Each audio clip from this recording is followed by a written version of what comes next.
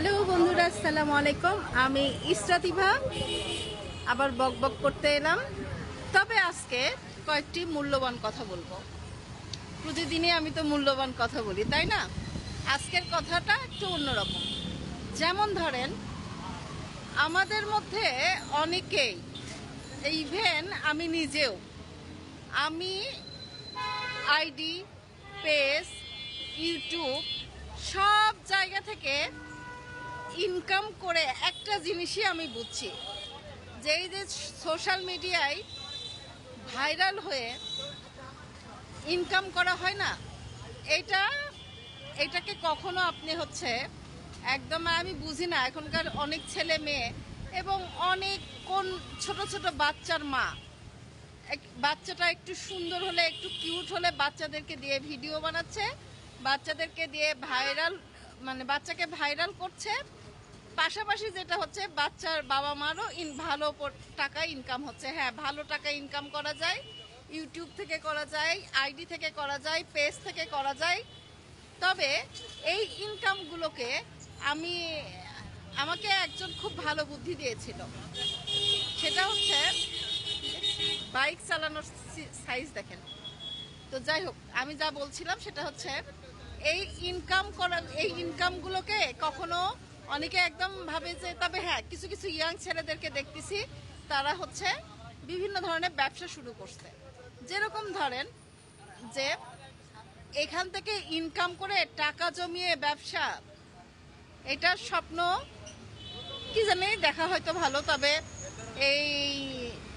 এখানে যে ইনভেস্ট করতে হয় না তা কিন্তু না।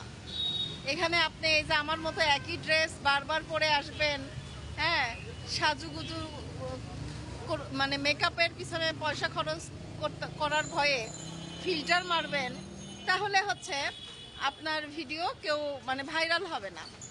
ভাইরাল সেইগুলো ভিডিওই হয়, আর ভাইরাল না হলে আপনার ইনকাম হবে না। যতই বলেন ভাইরাল না হলে ইনকাম হবে না, মিলিয়ন মিলিয়ন ভিউ হতে হবে, তাহলে ইনকাম হয়। প্রতি মাসে 3টা ভিডিও ভাইরাল হতে হবে এবং 3টা ভিডিওতে মিলিয়ন মিলিয়ন ভিউ থাকতে হবে। এখন যারা সন্তানদেরকে এই কাজে, বাচ্চা বাচ্চা ছোট ছোট বাচ্চা মেয়েদেরকে আপনারা ভাইরাল করতেছেন, হ্যাঁ, আপনারা কত বড় ভুল করতেছেন এখন বুঝবেন না। এই ছোট বাচ্চাগুলো আস্তে আস্তে যখন বড় হবে, তখন না আপনাদের কথা আর শুনবে না। নিজের চোখে সন্তানের এই অধপতন দেখতে কি আপনাদের ভালো লাগবে? আমার তো মনে হয় না। আমি তো পারবো না। আমার কাছে আমার যদি কন্যা সন্তান থাকতো, তাকে আমি আমার পুত্র সন্তানে যতটা না শিক্ষিত করার, লেখাপড়ার ব্যাপারে যতটা না গাইড করেছি, তার চেয়ে বেশি গাইড করতাম আমার যদি কন্যা সন্তান হতো।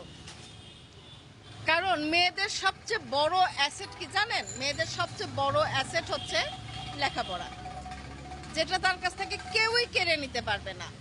কিন্তু আমরা এতটুকুটুকু বাচ্চা, মানে ছোট ছোট পুতুলের মতো বাচ্চা, নিষ্পাপ বাচ্চাদেরকে, মানে কি বলবো, আপনারা রিলস ভিডিওগুলো দেখেন, দেখলেই বুঝতে পারবেন।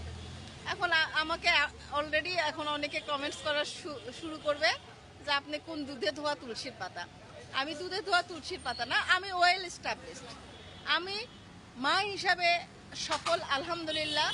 আমি ব্যবসায়ী হিসাবে সফল। আমার এগুলো থেকে ইনকাম করে সেই ইনকামের টাকা দিয়ে চলতে হবে না, বা এখান থেকে ইনকাম করে জমিয়ে জমিয়ে সেই টাকা দিয়ে আমি ব্যবসা করব না। আমার অলরেডি স্টাবলিশড ব্যবসা আছে। এটা আপনারা একদম পাগল হয়ে এই যে ভাইরাল হওয়ার পিছনে ছুটছেন না, কেন ছোটেন? আপনার 3টা ভিডিও, মাসে 3টা ভিডিও ভাইরাল করতে পারলে আপনি একটা স্ট্যান্ডার্ড, 3টা ভিডিও ভাইরাল করতে পারলে আপনি একটা মাসে স্ট্যান্ডার্ড অ্যামাউন্টের টাকা ইনকাম করতে পারবেন। ইউটিউব থেকেও পারবেন, পেজ থেকে পারবেন, আইডি থেকে না। আইডি থেকে সেরকম টাকা ইনকাম করা যায় না, আমার অভিজ্ঞতা। পেজ থেকে আর ইউটিউব থেকেই ইনকাম করা যায় ভালোভাবে। তবে এগুলোকে একদম মানে পেশা হিসাবে না নিয়ে আমার মনে হয় যে আপনার সাইড একটা বিজনেস থাকবে, পাশাপাশি আপনি করলেন, সেটা আলাদা ব্যাপার। কিন্তু প্লিজ এটাকে একদম, মানে বাচ্চাদেরকে এই কাজে উৎসাহ দেবেন না। বাচ্চাদের আমি একটা কথাই বলবো যে বাচ্চাদের লেখাপড়ার বিকল্প আর কিছুই হতে পারে না, কিছুই না, কিছুই না। আপনি আপনি ভাইরাল হন, কিন্তু সন্তানদেরকে ভাইরাল হওয়ার ব্যাপারে উৎসাহিত করবেন না। আমার ওপর এখন অনেকে রাগ করবে। ভালো থাকবেন, সুস্থ থাকবেন। আল্লাহ হাফেজ, আসসালামু আলাইকুম।